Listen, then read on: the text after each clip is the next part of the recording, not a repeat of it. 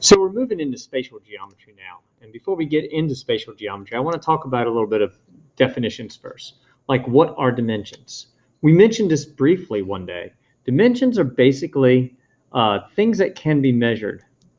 Things or lengths that can be measured. Okay? And in that case, we're talking about length, width, height. We could be talking about the length of a radius. Okay, so there's a whole bunch of things that we measure when we're talking about the dimensions of an object. We could have a zero-dimensional object. It's our most basic. A zero-dimensional object has nothing that can be measured. So that would be a point, because a point has nothing that can be measured. No size. Okay, it has no length, it has no width. Now, when we draw a point, yeah, we sort of draw that, and you could say, oh, it's a big point or a little point, but that's only a representation. It's not actually what it is. One-dimensional would be a line because it has length.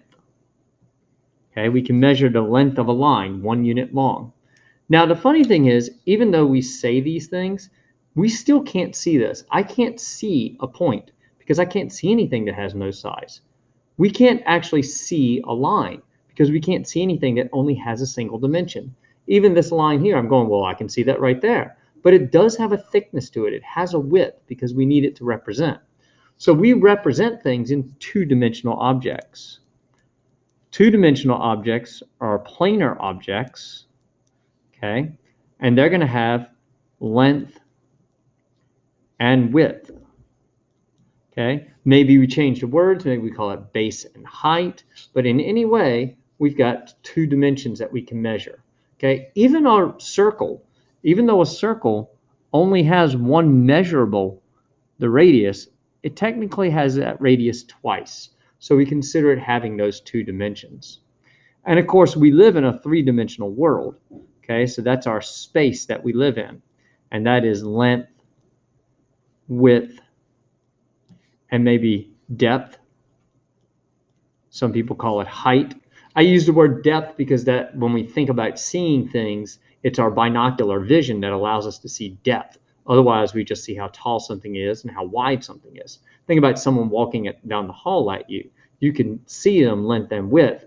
Without our secondary eye, we can't really see how depth they are, how deep, or how thick, or how, any of that kind of measurement. Okay. So what we're going to do is we're going to start with basic perimeter. So perimeter is nothing more than the linear distance around an object.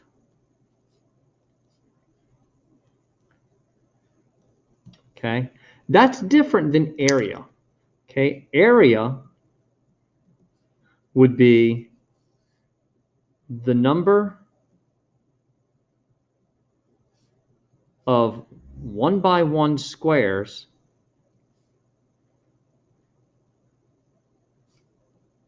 that fit inside an object.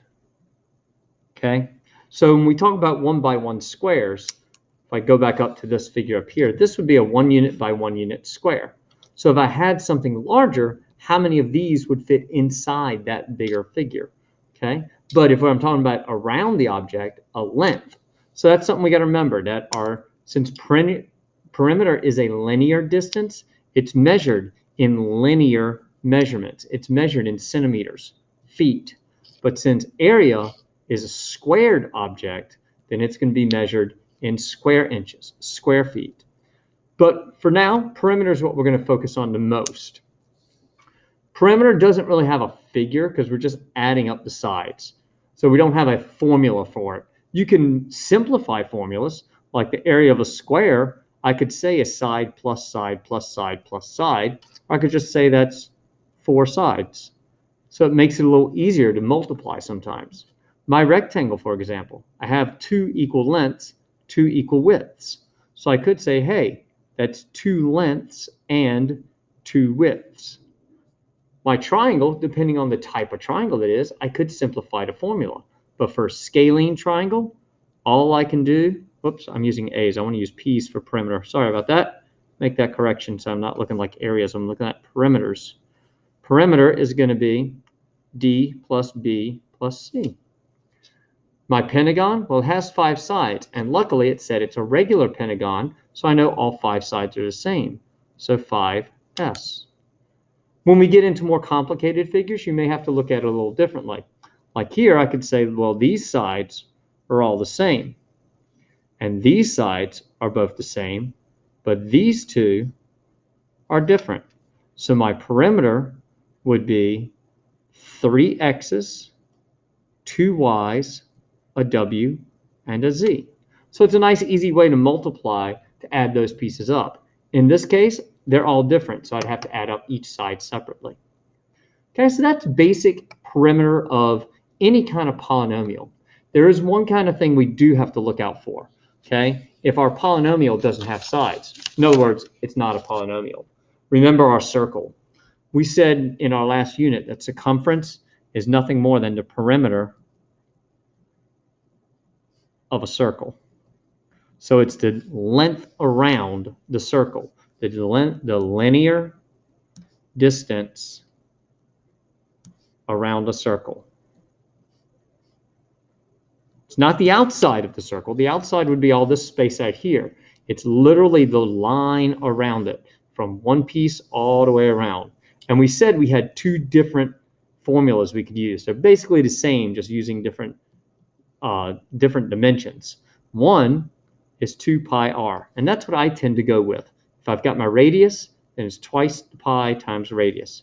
The other one is just pi d, which makes sense because 2r is 1d. So that's the only difference. So depending on what I'm looking for, I might use that. So now your job is to do a quick little problem, few problems on a Google form, do your work, figure it out, and then if you get it wrong, check the error analysis and figure out what you did wrong. Okay? Good job. And we're gonna stop recording now. Stop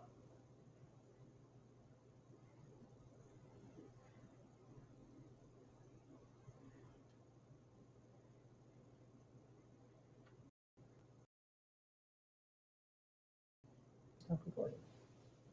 Get it recording.